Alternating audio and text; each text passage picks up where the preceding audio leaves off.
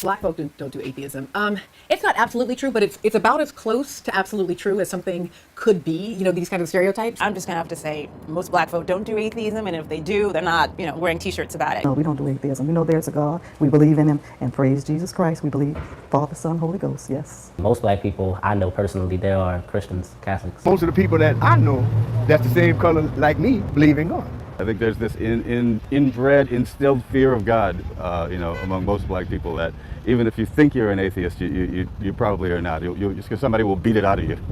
Black people don't do that. In my experience, a lot of the content we as black people are fed about our own identity from traditional media sources come with highly misleading stereotypes and narratives, largely produced by people not of the race or culture, and sometimes with prejudiced agendas against ethnicities and minorities. This sentiment of disingenuous media has been echoed throughout history by everyone from non-violent protesters like Martin Luther King to radical revolutionaries in the Black Panther Party. With this in mind, most people in the know tend to curate their media content diets and keep their critical thinking mind switched on while consuming popular media. However, it isn't always necessary to go through all that you consume with a fine-tooth comb, once you've already critically scrutinized a lot of the same topics, stereotypes and fallacies before, and understand the key propaganda and manipulation tactics to look out for. I believe in God? Yeah, I guess I do. How else can you have the sun, the moon, and stars and shit like that? Sun, moon, stars, quasars, motherfuckers sound like airwood jets. Ain't no God. Okay, there was a God. Why you be letting motherfuckers get smoked every night? Babies and little kids, you tell me that. It's that mumbo jumbo about one nation under God.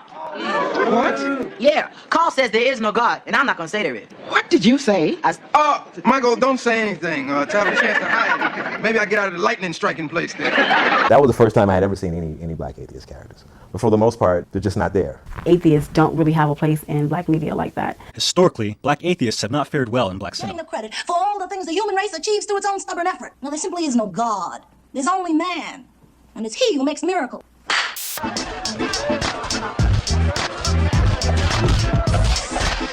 Excuse me, brothers and sisters, please. If someone could just turn off. King looked out on his people and saw they were in great need.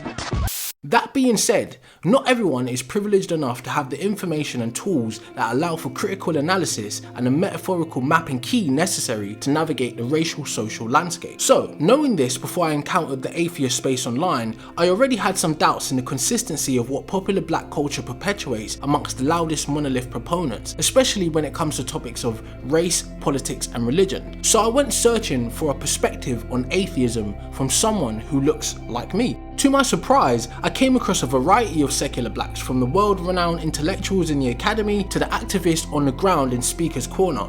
People have got so much information now about where we came from and the origins of the world and the universe and the galaxies, that the gods that we used to believe in are fading into non-existence. It's called the gods of the gaps, and the gaps are getting smaller and smaller and smaller. So, I guess, how do you carry yourself? Like, what do you practice? Do you follow any practices, any rituals, like from African history, for instance? Or do you just live life as is? Well, we don't have no rituals or practices. We don't believe in any gods or kind of like laws.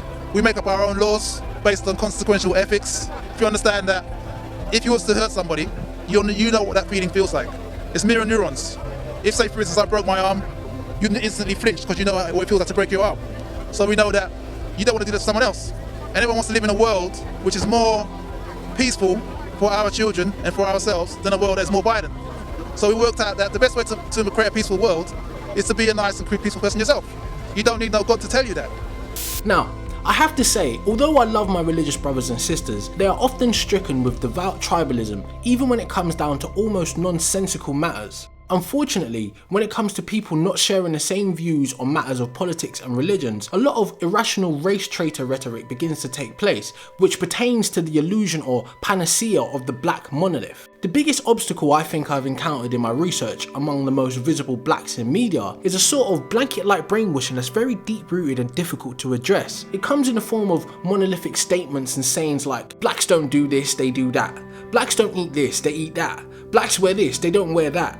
as if we're all the same person or we all got some sort of script at birth we're supposed to stick to. And now in a desperate attempt to fill 24 hours of programming, here's some bullshit that happened somewhere today. We've got some footage here of the bullshit which began just after 3 o'clock this afternoon when residents in this neighborhood were shocked to see this fairly common thing happening. An attractive witness described the event in breathless terms. I went to my window and I was like, whoa, there's some bullshit happening. That happened right over there. I'm an older man, so you can trust what I say. Authorities in special uniforms rushed to the scene to stand around while our cameras filmed them. Our reporter Keith Collins joins us now live from the scene of the bullshit through the use of expensive technology.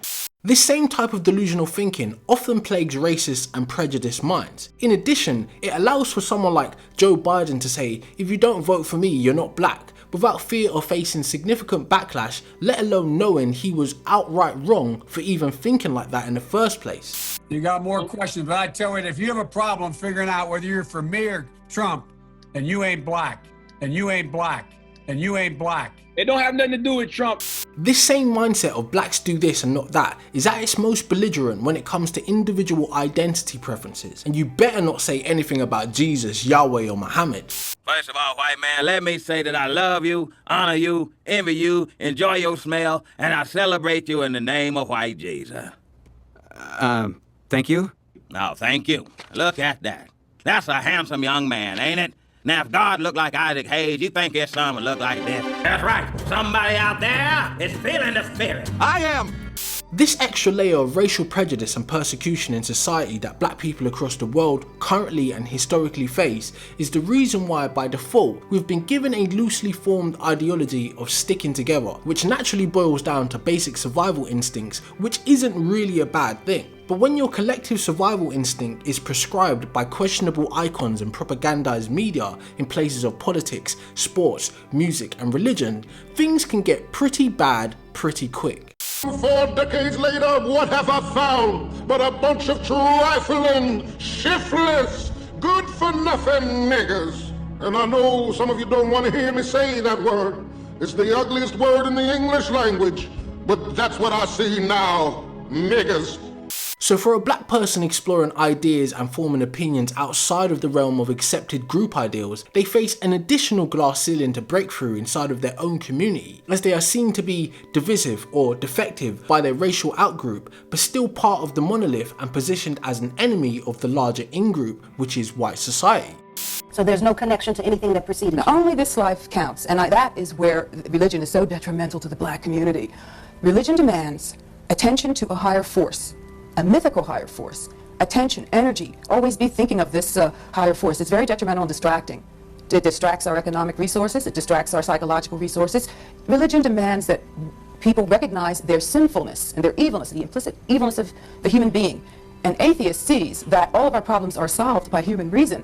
This sort of catch-22 would have been much more difficult to live with and unmask in times before the internet, especially in heavily religious countries where you may have been labelled an apostate, a reprobate, or excommunicated, defellowshipped, or worse, stoned, mutilated, or beheaded. The ability to find out how, why, or if your doubts, affirmations and conclusions about religion are correct or incorrect is why the visibility of atheist communities are so essential and why they are steadily growing online, even though on the consensus they make up one of the smallest percentages in England and America. Why do you believe, though, that religion has held black people back? Hasn't it always been the foundation in the black community? In Maryland, in 1695, the first laws were passed to prohibit black people from assembling. By 1809, blacks were allowed to assemble under the supervision of a white person. By 1843, those laws said that blacks could worship under the supervision of a white person. Now, this took out all the possibilities of different societies. In Baltimore, it was a little more liberal. They said, okay, you may have your meetings, but under the supervision of a policeman who will report to the mayor. By 1946, after I imagine black people decided, oh yeah, well, we're going to make so many societies, you won't be able to keep track of us. The law was passed, no social clubs, no moral societies, no drama clubs. How does that speak to the churches holding back blacks? I'm saying that for a long time, church was the only alternative. It's inhibited our development in other areas, scientific areas. And the churches certainly didn't put up much of a fight. They want black people to be submissive and obedient. The ability to hear open dialogue between theists and atheists invites critical thinking on both sides of the debate, in addition to providing an escape route from the algorithmic echo chambers we exist in. Although the internet might take a small sample group and create new, urgent, massive outrage around them, the truth is, atheism has always existed beside every iteration of religion, and a good source I recommend if you care for the historical evidence is a book called Battling the Gods: Atheism in the Ancient World by Tim Whitmarsh. I think she made the statement that people are born atheists. I think that we can see from human reason that that is not true. It is so innate within the human person, within the human personality, that there is an awareness of God. Then why do we need Bible schools? Why do we need Sunday schools? Why do we need church? We already have it. You're saying we don't need these sermons. We don't need the word to tell us how to live. We've already got it. This video is sponsored by the Culture Crack Spring Store. To access the store, all you need to do is click the link in the description or head over to YouTube. In the search bar, type @Culture Crack, all one word, go to the main channel, go over to the tab that says store, and then you have access to all the goodies available to you. And don't forget, please like, share and subscribe.